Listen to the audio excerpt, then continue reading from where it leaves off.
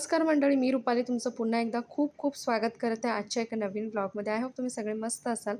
तर इथे सकाळ-सकाळी बघा छान अशी सुरुवात झालेली आहे. सगळा स्वयंपाक झालेला आहे आणि मी बनवलेली आहे आज कोवळ्या काजूंची भाजी.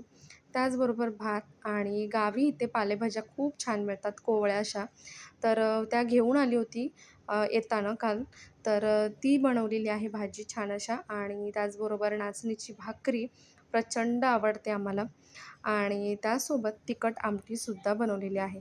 तर सगळा स्वयंपाक लवकर आवरून घेतलेला आहे, कारण आज थोडेसे वेगळे प्लॅन आहेत. सो त्यामुळे आणि सकाळी काजू काढण्यासाठी विळी जी आहे ती आईंची घेतली होती. सो त्यांना परत देण्यासाठी मी तिथे गेली. तर जसं की तुम्हाला माहिती आहे आधीसुद्धा खूप साऱ्या ब्लॉगमध्ये तुम्ही पाहिलं असेल आणि मी सांगितलेले आहे की आम्ही 4 कुटुंब एकाच घरात राहतो. सो त्यामुळे आमचं घर प्रचंड मोठं आहे आणि त्याचबरोबर सगळे आल्यानंतर खूप मज्जासुद्धा येते. तर इथे स्वयंपाक आवरून झाला होता, त्यामुळे सगळ्या लाईट्स वगैरे ऑफ करून मग मी बाहेर थोडा वेळ बसली. जेवण वगैरे झालं आणि त्यानंतर मी निघालेले आहे आज आईला भेटण्यासाठी तिच्या गावी. तर इथून जवळजवळ अर्धा तासाच्या अंतरावरतीच आहे गाव. अर्धा तास पण लागत नाही ॲक्च्युली, थोडासा कमीच वेळ लागतो. आणि सध्या तिच्या घराचं काम चालू आहे, त्यामुळे इकडे थोडंसं मी पाहत होतो घराचं काम कुठपर्यंत आलेलं आहे. आणि छोटा भाऊसुद्धा होता गावी, तर तो आम्हाला दाखवत होता सगळं आणि प्लॅनिंगसुद्धा सांगत होता. आणि ही माझी आजी आहे, वडिलांची आई. सो ती गावीच राहते आणि ते जवळजवळ 2-3 महिन्यानंतर 2-2.5 महिन्यानंतर आईला भेटली होती. तर खूप छान वाटलं, आनंद वाटलं, प्रसन्न वाटलं. थोडा वेळ टाईम स्पेंड केला. त्यानंतर मग आम्ही निघालो रिसॉर्टला जायला, कारण आजही पुन्हा रिसॉर्टचा प्लॅन ठरला होता. सो त्यामुळे आम्ही निघालो. तर इथे तुम्ही बघताय एका बाईकवर माझा भाऊ आणि प्रज्ञा आहे आणि दुसऱ्या बाईकवर आम्ही दोघं.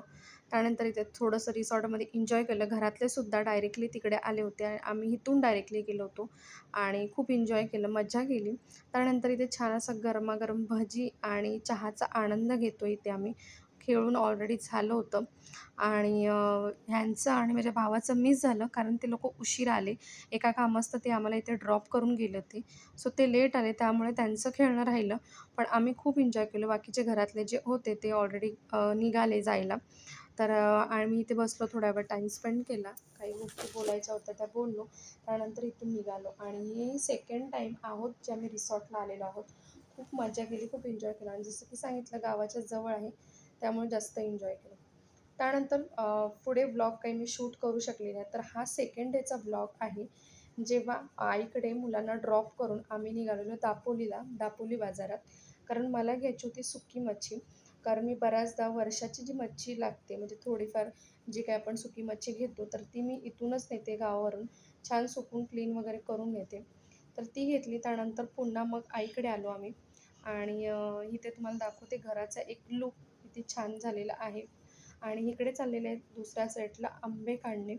तर आईच्या गावी म्हणजे आईच्या झाडांना इकडे गावी आंबे आलेले होते आणि आमच्याकडे यावर्षी काही आंब्याचा भर नव्हता. सो त्यामुळे इथे आंबेच काढणं चालू होतं आणि थोड्या वेळातच आला पाऊस. बघा किती छान असा पाऊस पडत आहे, खूप मस्त वाटतं आणि ना गावी मोकळ्या वातावरणात सगळं छान वाटतं. तर या सगळ्या कारणांमुळे आम्हाला झाला उशीर.